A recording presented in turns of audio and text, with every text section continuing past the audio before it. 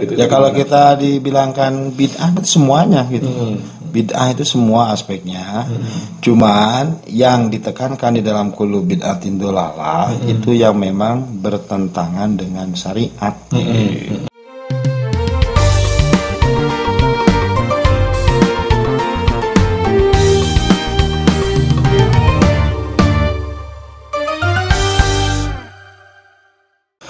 Assalamualaikum warahmatullahi wabarakatuh. Waalaikumsalam. Gimana puasanya teman-teman? Ini sudah masuk di 10 hari terakhir Ramadan. Sebentar lagi kita berlebaran, bertakbiran begitu. Dan sebelum nanti kita merayakan kemenangan kita, semoga dari proses berpuasa ini seperti biasa saya akan menemani teman-teman untuk menunggu datangnya waktu berbuka. Tentu saja bersama Ustadz Aceng Abdul Qadir. Assalamualaikum Ustadz. Waalaikumsalam. Nah Ustadz, ini saya mau ngobrolin soal bid'ah. Bid'ah ya. Ini kan ada yang bilang kullu bid'atin dolalah gitu ya. Dan seterusnya. Nah ini sebelum kita apakah betul kullu bid'atin dolalah tadi, saya mau nanya dulu sebetulnya bid'ah itu apa? Bid'ah itu dari bada itu al-badi ya. Allah itu al-badi. Al-badi. Jadi mewujudkan sesuatu yang tidak ada dasarnya gitu. Ya karena Allah itu al-badi. Allah nggak ada, Allah arsiteknya bumi siapa, nggak ada, langsung aja gitu.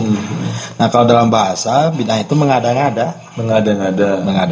Jadi yang dulunya nggak ada diada-adakan, itu namanya bid'ah gitu. Sebatas itu bid'ah itu gitu.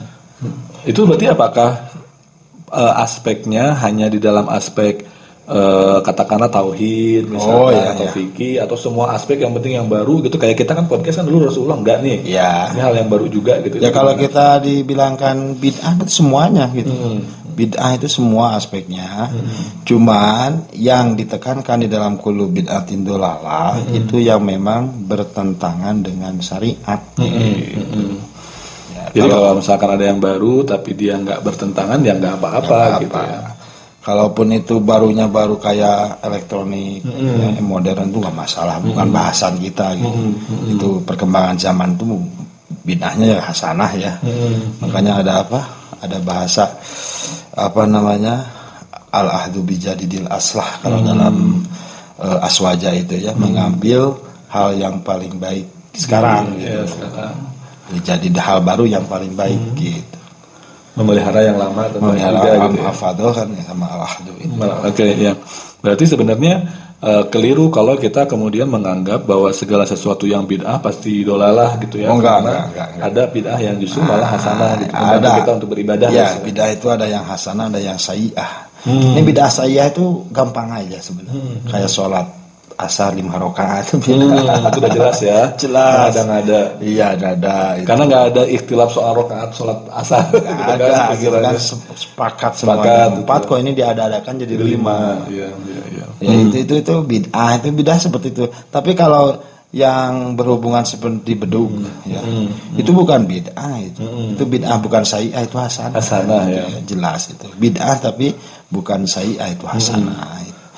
Termasuk juga mungkin ini ya, mudik, karena kan setahu saya Rasulullah tidak punya tradisi mudik ke Mekah setiap lebaran begitu. Tapi kalau orang Indonesia setiap lebaran mereka punya tradisi mudik yang tujuannya ya untuk melepas kangen, untuk healing lah kalau bahasa anak-anak sekarang.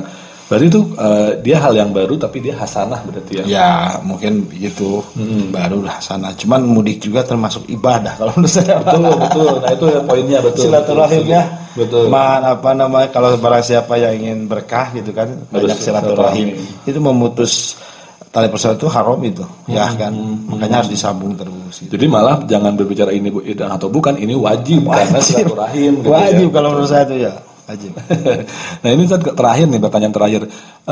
Bagaimana cara kita untuk merespon orang-orang yang biasa gampang membidah-bidahkan gitu ya, semua bid'ah ini buruk gitu. Jadi kadang-kadang kita juga jadi mungkin yang nggak nyaman gitu, jadi bingung gitu, itu gimana? Jadi mestinya kan ahli sunnah wal jamaah kan biasanya yang dibidah-bidahkan gitu kan. Iya betul. Ahli sunnah wal jamaah itu ya dari hadis dan dari para sahabat. Sikap kita yang pertama lah, jangan apa bahasa Indonesianya, sarwana, jangan terprovokasi.